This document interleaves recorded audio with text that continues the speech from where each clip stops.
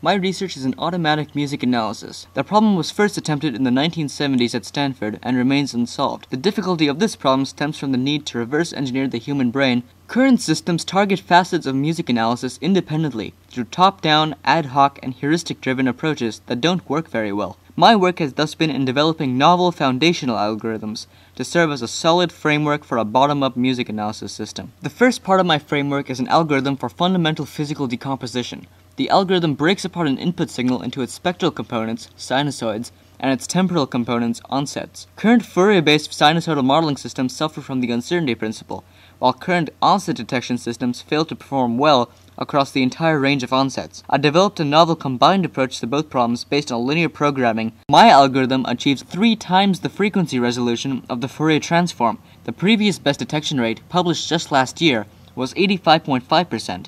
My algorithm, however, achieved 98.1% on the same dataset.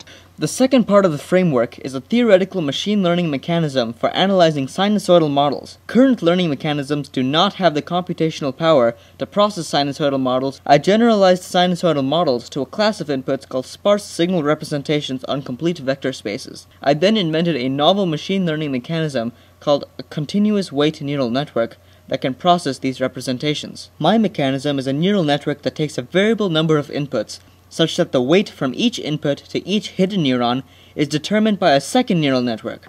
The algorithms I developed were inspired by music analysis, but made no music-specific assumptions. As my work sharpens the precision of the Fourier transform considerably, while providing a new way to analyze this more precise representation, my algorithms can be applied to most fields reliant on Fourier analysis or wavelet analysis.